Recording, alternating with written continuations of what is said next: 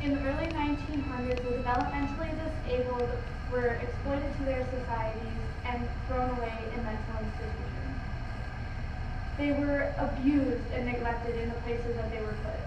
And when Pennhurst opened its doors in 1908, there were problems going on behind doors that went unnoticed until an expose was created revealing the inner horrors of Pennhurst. Pennhurst was then in a huge lawsuit which caused them to close down soon after. Because of Pennhurst and other state hospitals, the Americans with Disabilities Act was then created. That changed how institutions treated and cared for their patients.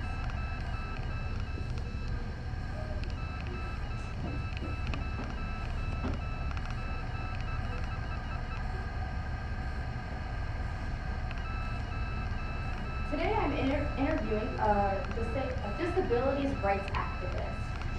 Yes. When people think of disabled, they think of maybe like a person in a wheelchair, but in fact, they're wrong. The actual definition of disability is the expression of a person's mental or physical limitations. On a social scale, the gap between a person's capabilities and the demands of the environment. People deny the disabled people a right to live a normal life. The Americans with Disabilities Act was proposed by John F. Kennedy in 1961, basically giving the same rights to disabled people that normal people had, due to the large state institutions that were already there because of how grossly underfunded and under-resourced they were, and the neglect was such a huge problem in these institutions, which is why John F. Kennedy created and proposed this to Congress, but Congress only took some of those into consideration. Can you think of any state hospital that might be able to become more efficient with this proposition? Yes, one that was very publicized back in the 1900s that I did a lot of research on was Pennhurst State School in Asylum. Can you tell me a little bit about it? Yeah, Pennhurst was opened in 1908. It was mainly just supposed to be a home for the disabled, a place for them to go and get extra education, help them grow. But eventually the state started throwing extra people in there, like criminals and orphans and immigrants, which caused a lot of overcrowding. And because of the overcrowding, it became such a huge problem because the conditions became so poor, which is why it was so publicized. Can you tell me what made it so publicized at the time? Yes, there was an expose made by a man named Bill Baldini, and he spent 5 days inside of Pennhurst kind of discovering what Pennhurst was about.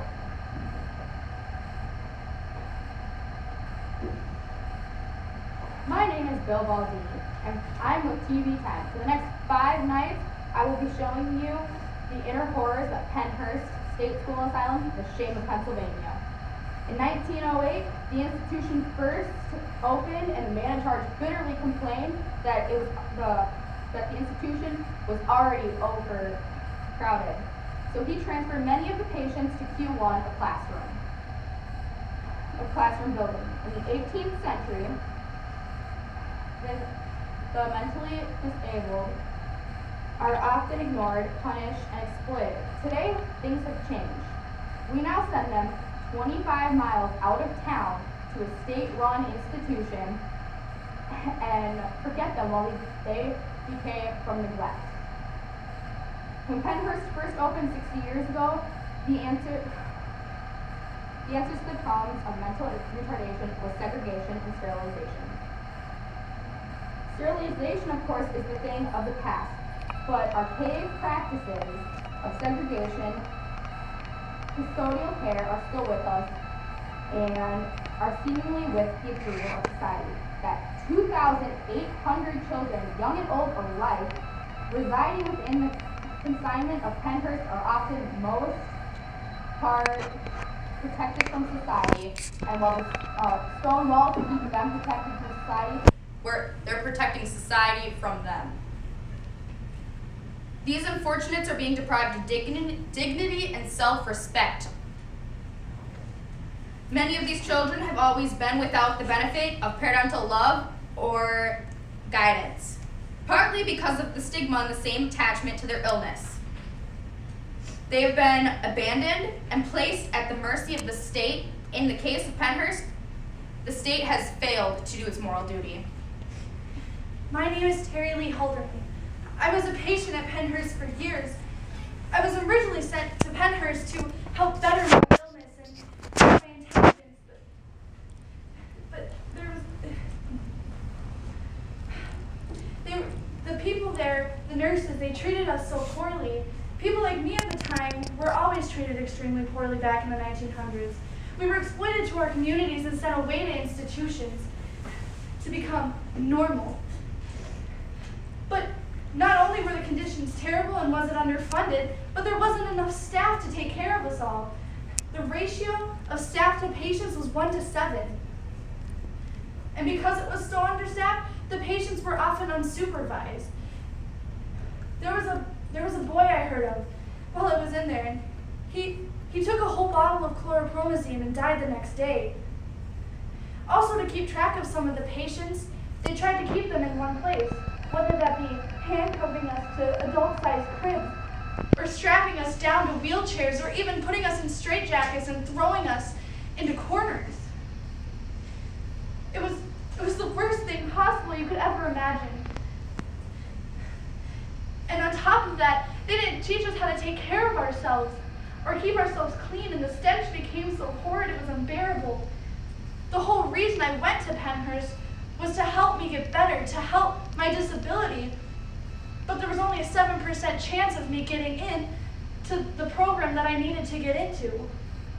If I can't go to get the treatment I need, then what's the point of going? My mother helped me decide to file a lawsuit against Pennhurst for how they treated me and the rest of the patients. We didn't file the lawsuit to get rid of Pennhurst. We only wanted the conditions better. I think I heard about that expose, actually. And I think Bill once said, every person is entitled to the protection and care that we give that person. We give the normal people the education they deserve, but yet